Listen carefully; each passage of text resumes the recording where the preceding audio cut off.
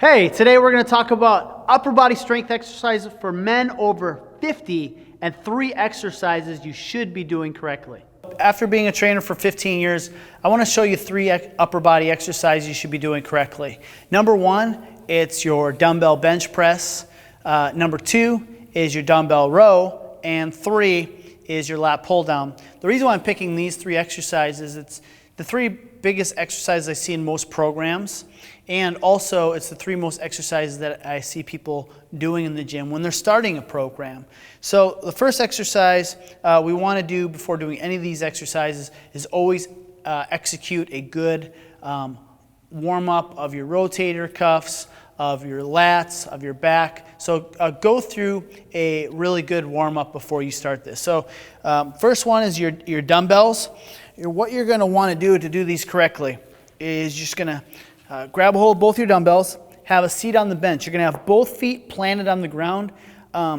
Unfortunately, in my time in the gym, I've seen people with their feet up on top of the bench.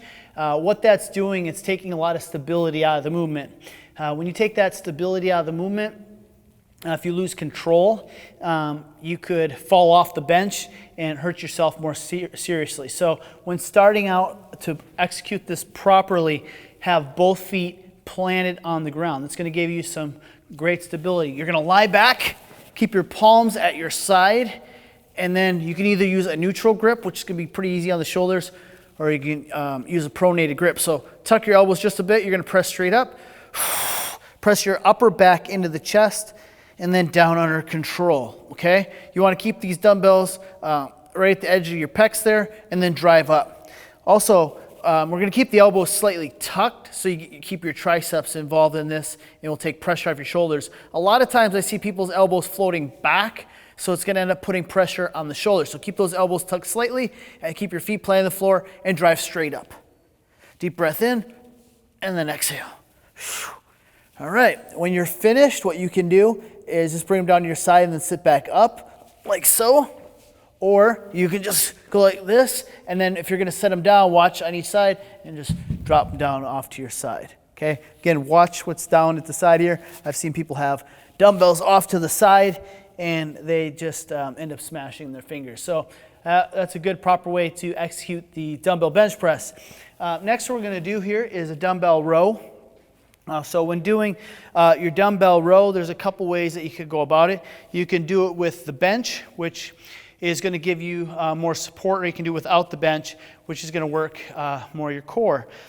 So a great way to do your dumbbell row is just go one knee resting on the bench, starting with your less dominant arm first, and then matching that rep range and that weight to the other side, so that way you can build balance and strength in both sides of your body.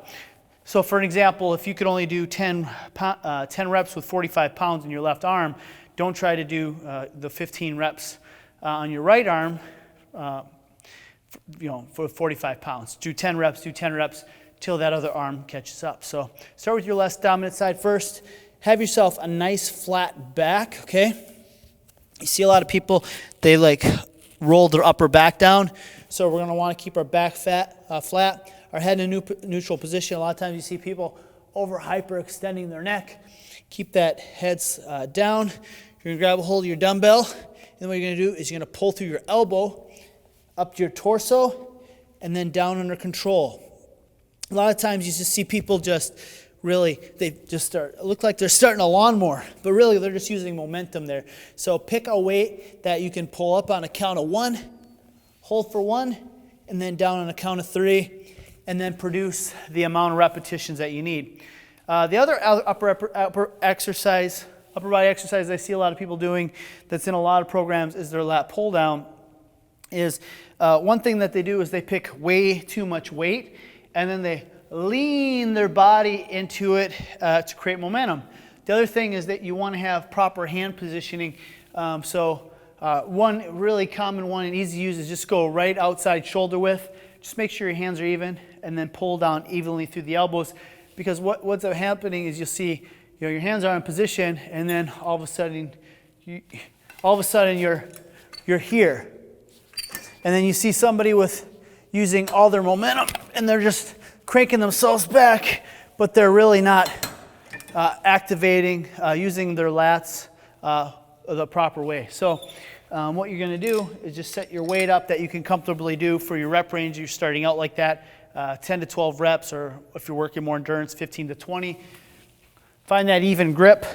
Keep your chest rotated nice and tall. You're going to keep your feet planted in the floor. Pull down on a count of 1, up on 3, and then back. And then back up. And make sure you're breathing here. Breathing out. Deep breath in. Awesome. I hope that was helpful for you, so you can do these 3 upper body exercises the correct way. You can get the most benefit of it. And again, the key with consistency of exercise is to be able to stay in the gym, not to do these exercises incorrectly and end up hurting yourself, and then you can't achieve the goals that you want. So you guys have a great day. Thank you for watching. Now what you want to do is click the subscribe button down below and the little gray bell so you're updated of all the great content that comes out here. Click the like button if you like the video. Also, down below in the comment section, if you want some great coaching, put your first name, your last name, use the secret word coaching and your email address, and I'll reach out to you. And also, to get your free workout, just go down below, click the link, and when you click the link, it's going to take you to another page, which is going to give you your free workout where you're just going to have to enter your email address.